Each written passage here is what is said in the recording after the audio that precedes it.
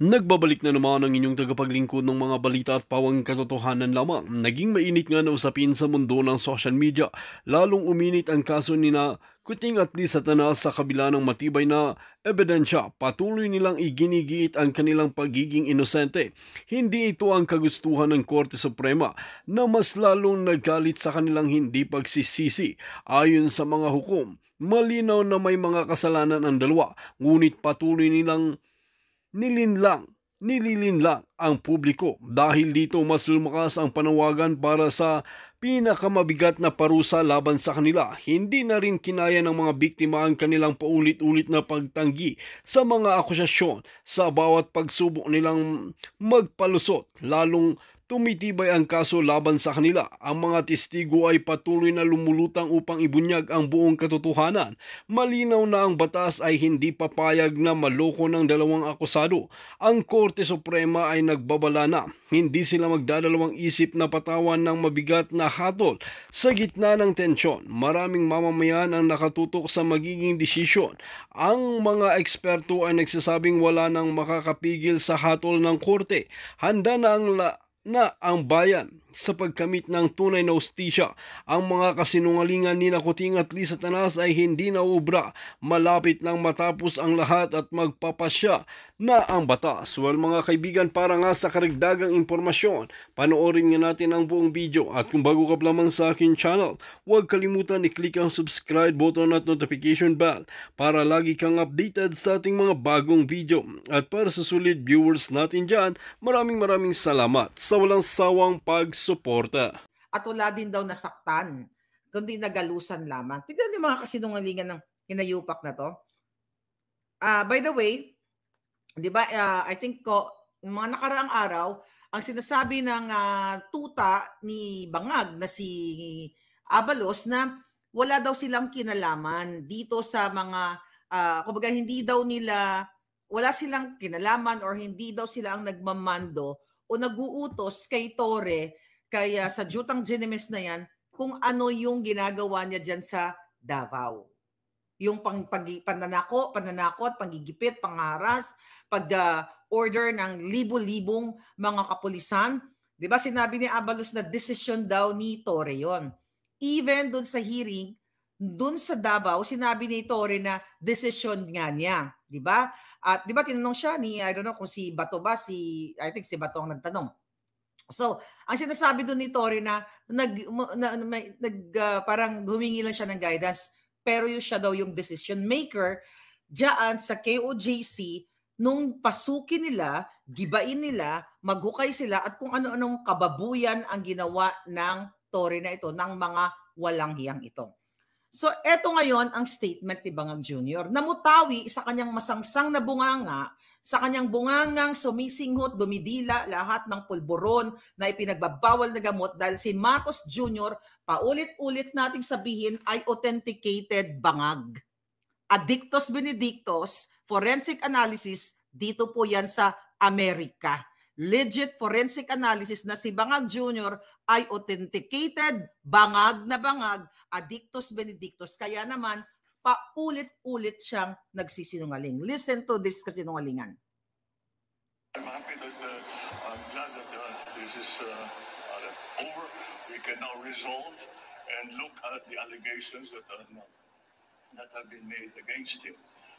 Okay, happy na daw siya. Okay? At titignan daw yung allegations na allegations na ibinigay kay Pastor Kibuloy. See? Allegations, not convicted. The reason why hinahabol nila at talagang gusto nilang sirain si Pastor Kibuloy sa pamamagitan ng pakikipagsabuatan nila sa media at isaksak sa isipan ng tao na si Kibuloy ay tumatakas sa kanyang kasalanan at siya ay pugante. Mula po mismo sa bunganga ng Buwakan ng Ginemes na to, na harapin ni Kibuloy ang allegations na inihain sa kanya. Now listen. To commend our PNP. This is police work at its best. This is what the PNP can do led well at maganda ang ating pagkakaunawa at pag-coordinate sa iba't ibang ahensya. But this is what policemen do. Okay? So ito daw, talagang kinokomment niya ang PNP, maganda daw ang nangyayari kapag nakipag-anuhan sila sa iba't ibang ahensya. Akala ko ba walang kinalaman itong putang inang ito? Akala ko ba itong Adictus Benedictus na ito ay walang kinalaman sa desisyon ni Torre? See? Mamaya pa, anuhin natin yung kanyang pinagsasabing bangag na to. Go after and enforce court orders and go after those who have had cases filed against them. Oh. So pag pinagsama-sama, nagipag-coordinate, parang ang sinasabi niya, mahuhuli o makukuha nila yung to those people na may mga naka-file na kaso sa kanila. Sinabi niya ba na convicted? May naka-file na kaso. Kaya lang talagang tinarget si Pastor Quiboloy dahil sinabi na ni Pastor Quiboloy na willing siyang harapin ang kaso niya sa korte. Kaso ang ginawa ng mga adik na ito, trial by publicity to destroy the Pastor Quiboloy. Actually, kawawa nga kayo mga KOJC at Pastor Quiboloy. Bakit kayo kawawa dito at victim o collateral damage? Ang naging it's not kasalanan. Ang naging issue dito ay naging kaibigan lang ni Pastor Quiboloy ang mga Duterte. Dahil hindi naman politiko si Pastor. Yun ang katotohanan. Mismo, sinasabi ni Bangag Jr. dito na hindi convicted. May mga kaso, may mga allegations. Pero bakit ganito ang trato? Nakipagsabwatan ang Kongreso, Senado at ang mga buwakan ng Genemis na ito. Bakit? Alam niyo na sagot, to attack Duterte. Sinabi ko na sa inyo yan, Nobyembre pa lang last year. May sinito lang bago ko makalimutan. Libo-libong mga kapulisan ang pinasugod sa KOJC compound. Pero never nyo nakita na ginawa ni Bangag Jr. na lusubin o hulihin ang mga drug cartel o ang mga pulboronic na kasabwat nila. Sa halip, pinapalabas niya. Si Pastor Quiboloy ay isa lamang individual. Ipagpalagay na natin, okay? For the sake of this conversation, ipagpalagay na natin na nagkasala si Pastor Quiboloy sa isa, dalawa, tatlong tao na meron sang nagawa yung ina-accuse nila. Okay? So ilang tao, mga kababayan, ang biktima, ang na-damage o na-apektuhan. Sabi nating 3, sabi nating 5, damihan na natin sa kanilang satisfaction. Ikumpara mo sa ginagawa ni Bangag na pakikipag-sabwatan o protekta sa mga pulburon lord. Ulitin natin yung alitagtag. I-compare mo sa ginagawa ni Michael Mann na kasabwat ng mga Araneta Marcos sa pagsasmuggle ng droga ng pulburon at lahat ng mga kontrabando na naapektuhan ang buhay ninyo. Pagpalagay na natin na totoo lahat, convict na nga natin si Pastor, convicted na. 5 tao ang kanyang nasaktan o naapektuhan o nabiktima. You compare to the millions of Filipinos nagpinapatay sa gutom at ginugurgor literal ang inyong mga anak.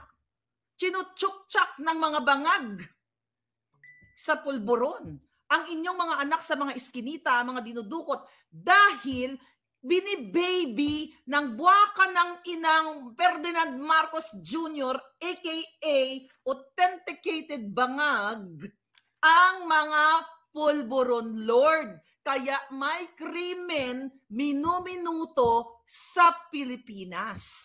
Si Pastor Quiboloy, ang pinigyan nila ng panahon, pera ng bayan, multimillion, baka umabot pa ng billion ang ginastos nila doon sa operation para lang sindakin, gurgurin, saktan, sirain ang mga propriedad, guluhin ang mga kabataan sa kanilang pag-aaral, bigyan, i-traumatize ang mga kabataan, kapalit ng isang tao o isang ulo ni Pastor Quiboloy.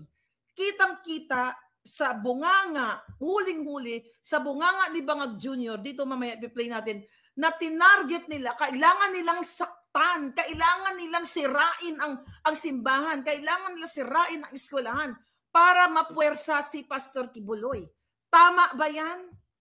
Na kunyari isa sa kapatid ninyo ang nasangkot na may allegation, tinamnan ng kaso o fabricated crime na inaccuse dahil favorite nila yan gawin. Master ni Lisa Tanas yan. Ni Lisa Araneta Marcos, master ni Lisa ang mag-fabricate ng crime, mag-ayos ng mga pasaporte. When I say mag-ayos, mag-fraud ng mga pasaporte, mang-kidnap, master nila yan. Ang punto de vista ko sa inyo mga kababayan, nakikinig sa akin. Sa pamilya mo, pag ang pamilya mo ba ay nasangkot sa pulburon o nag-knock ng hold up dahil siya ay kuning-kuning, di ba? Kasalanan niyo ba lahat yon? Nanay, tatay, may 4 kang anak, ang 3 mong anak, scholar, ang gagaling. Diba? Nag-excel ang mga anak mo dahil mabuti sila eh. Kumbaga, hindi, isa mong anak na nalulong sa pulburon. Dahil pagpalagay natin, kung yung anak mo kunyari ay kaibigan ni Sandro Marcos na magkaklase kunyari sila sa pulburon, bangag na bagag yung anak mo. So ngayon, ay ikinanta ni Sandro Marcos kasi nabuisit siya sa kaibigan niya, anak mo kunwari, tapos ngayon huhulihin nila dahil napagtripan ni Sandro Marcos eh.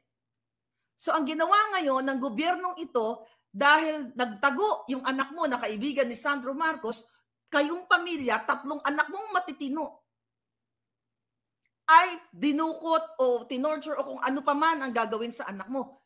Fair ba yun? I'm asking you, ikaw na nakikinig, dilawan, pulahan, anuman ang lahi mo. Tama ba na ang isa mo 4 anak mo, ang isang anak mo na pariwara dahil sa pulburon na ito na sila rin ang nagpakalat. Tapos yung 3 anak mo na talagang maayos, mabuti na mumuhay ng tama, dudukutin nila para lang ilabas ang iyong anak. Ito yung nangyayari dito. Si Pastor Kibuloy lang. I don't know what's going on. Namatay yung ating Alright, namatay yung ating dali palangga. Namatay na naman. Bakit kaya ako like okay. Ito na lang tayo. Alright. Oh yeah? Nawawala-wala. Okay, nakabalik na tayo. Okay. Nakabalik na tayo. Sorry palangga. Tagalin na natin to. Okay. Wala, I don't know. Sinasapi na naman ng mga demonyo. Okay. Oh my God, mga kababayan. Demonyo na tong Marcos na to. Kaya nga, ulitin ko. Visit kasi na i-interrupt ako sa paggorgor sa mga natin live, ating signal. But anyway, tanungin kita, pulahan, dilawan, tama ba na tumakas yung anak mo, ang 3 anak mong inosente ay dudukutin nila? Exactly, ito ang ginagawa sa KOJC. At inamin mismo ni Bangag Jr. na siya ang mastermind. Siya ang may utos na bangag-bangagin lahat ang mga taong nananahimik, namumuhay ng payapa. Ano pa sabi ng buwaka ng Genimes? Those who have higher cases fight against them. At nakita natin, disidido ang ating mga pulis at ang instruction ko sa kanila. Itong last time, sinabi ko, pagpasok natin, huwag na kayong aalis dyan hanggat makuha ng siya. Okay. That's exactly what they did. Okay, kaya nga sa instruction niya, huwag na kayong umalis dyan hanggat sa makuha natin. Imagine nyo, siya, dahil utos ni Lisa Tanas para masira, hindi si Pastor Kibuloy, hindi ang KOJC, kundi ang mga Duterte. Yan po ang katotohanan nito mga kababayan. It's all political. Martial law ang ipinakita sa Davao. Sabi ni Earth 758, true. Hindi lang sa Davao, sa buong Pilipinas na kapag nagsalita ka, ipagugurgur ka o magpafabricate ng crime against you. So, kailangan ninyong magising, mapukaw ang inyong mga damdamin, but don't worry mga palangga. Ulit, itong nangyayaring ito, lalong ina-aware kayo, pinapakita ng Diyos, pinapakita ng mga sirkumstansya na ang buwaka ng inang Addictus Benedictus, authenticated bangag na ayaw magpa-hair follicle test dahil siya ay sobrang iwina, ay tinatakpan ang issue at ginagamit si Pastor Kibuloy at ang mga KOJC para makalimutan ninyo na ito po ay multi-million across social media na si Marcos ay huling-huli sa akto na sumisinghot ng ipinagbabawal na white powdery substance at ang kanyang asawa at ang buong pamilya. Yan ay expose ni Cathy Binag na hanggang ngayon hindi nila kasukasuhan si Cathy Binag kasi takot sila. Takot silang malitis ang mga buwakan ng ina at malaman ninyo lalo ng buong mundo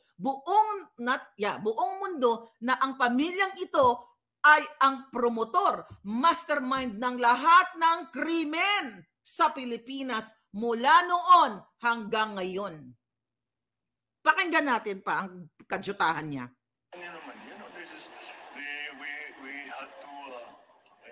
Engage so many parts of the agencies, mga technical, yung mga intelligence services, lahat, kasama lahat yan. But it was, in the end, it was a police action that brought Apollo Kibuloy to the arms of the law. The question that is being asked constantly kagabi pa. Police action daw. Police action.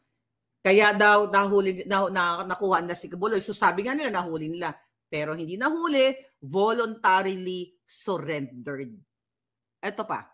Hanggang ngayon, nag-surrender pa o nahuli? I think that's a legal question. Pero ganito mong iisip, hindi siya lilitaw kung hindi namin hinabol ng gusto. Okay. Narinig nyo? Hindi siya lilitaw kung hindi namin hinabol ng gusto. Hindi nila hinabol. Dahil kung hindi lang naisip, galing to sa puting ahas. Kung hindi lang actually na-realize naman ni Pastor Kibuloy, kung hindi lang niya mahal yung mga taong nagsumusuporta sa kanya, sabi ko nga kagabi, kung selfish lang siya, pinabayaan niyang, magtulo-tulo sang dugo diha sa Davao. Pero inisip niya, mga kababayan, yung mas maraming gugurgurin ni Marcos Jr., ni Lisa Tanas, ni Marbil, ni Torre, ni Tambaloslos at lahat ng mga jutang ginimes. Nakita ninyo? Una, sinabi, wala kaming kinalaman yan.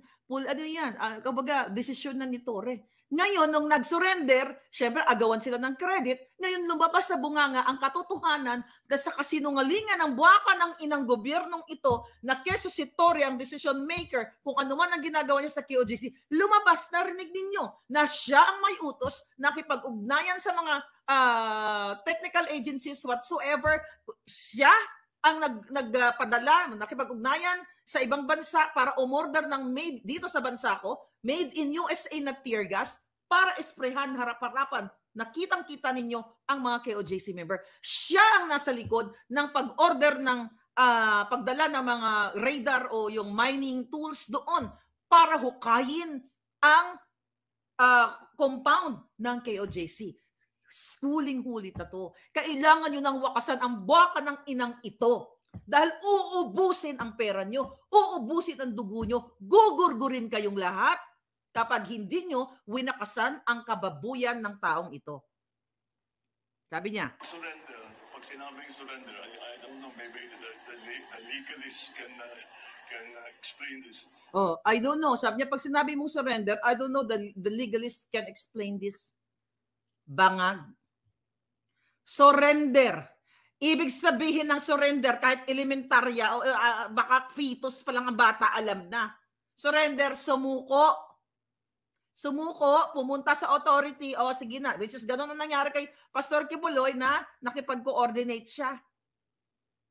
Yun ang surrender. Hindi mo kailangan ng legalist o whoever na expert sa grammar o kahit i-google mo dyan. Kahit i-google mo dyan, mag-google ka ng 1 segundo, 3 segundo, sasabihin sa'yo ng surrender, sumuko. Iba ang surrender sa nahuli.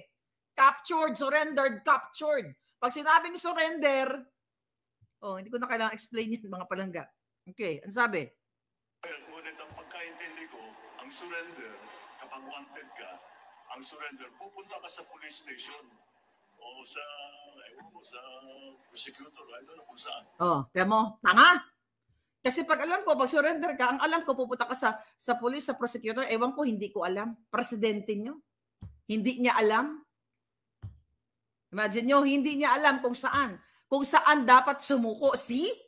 Doon pa lang sa mga simpleng mga sinasabi niya, bobo, bangag, at wala sa tamang katinuan ang addictus benedictus na authenticated na bangag dito sa Amerika, authenticated mga kababayan. Forensic expert ang nagsabi na ang video na ipinakita ko sa inyo ay Marcos Jr. na sumisingot ay walang hindi AI o hindi altered. Kaya itong hayop na ito, kung ano-anong kabangagan ang lumalabas sa bunganga niya.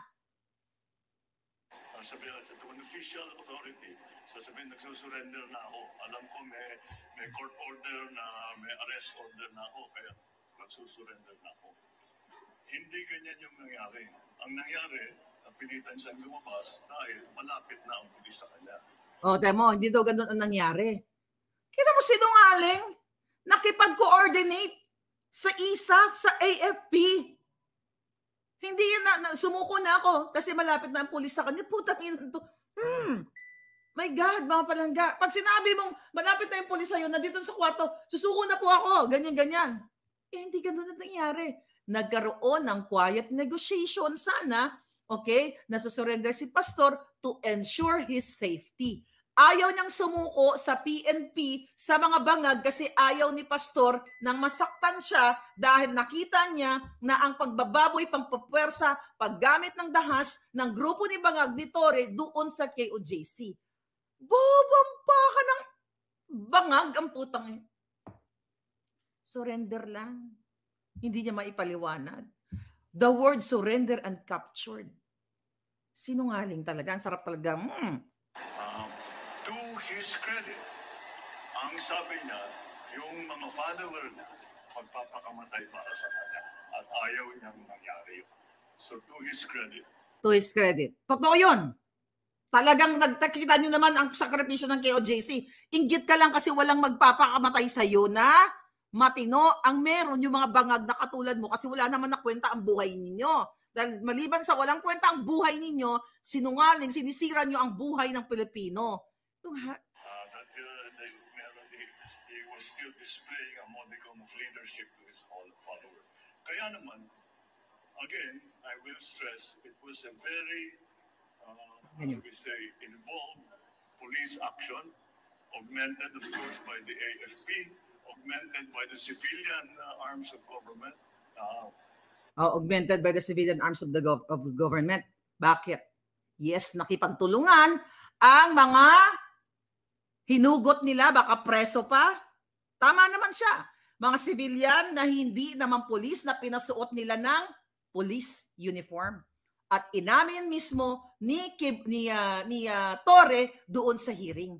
Tama naman sinabi niya na nakipagsabuatan sila. Hindi nakipag-ugnayan. Iba ang ugnayan. Ang ugnayan, positive word yan. Nakipag-ugnayan ka para gawin ang tama. Pero ito, sabuatan para gipitin, pasuotin ng uniforme, umorder dito sa bayan ko, dito, ng mga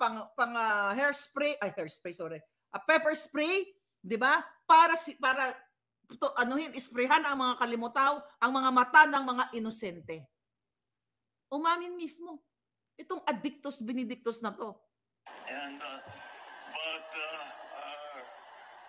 it was once again, it was really through the efforts of what our policemen did. Agaw credit. Effort daw talaga ng police ni Torre, ng mga police kung bakit nag-surrender sabi nila na-captured si Pastor Kibuloy. Ay putang ina. Wala nga kaalam-alam si Torre. Nag-post yung buwaka ng inang Abalos, okay, na nahuli na daw dahil si Abalos nag-i-enjoy sa Dubai. So inunahan niya para maagaw niya yung credit na nahuli na sa effort nila. Pero samantalang si Torre nandoon, naghuhukay na naman.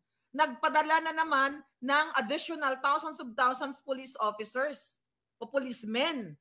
Pero hindi niya alam, naggaguhan sila. Ito palang AFP, okay, yung ISAF ay kinokontak na ni Pastor Kibuloy through sa I think Governor Hubagib na gusto na ni Pastor Kibuloy na sumurrender. Kita mong gunggong Nagmukhang tanga, mukhang tae doon si Torre at ang mga pulis doon na ni-recruit nila na, ginusunod lamang ang kanilang mga trabaho dahil wala silang magawa, dahil tatanggalan sila ng benepisyo, tatanggalan sila ng hanap buhay kapag hindi sumunod sa mga magag. Kaya sa pilitan na ginagawa ng mga pulis, kahit na against their will ang maghukay, magbutas, manakit doon sa KOJC.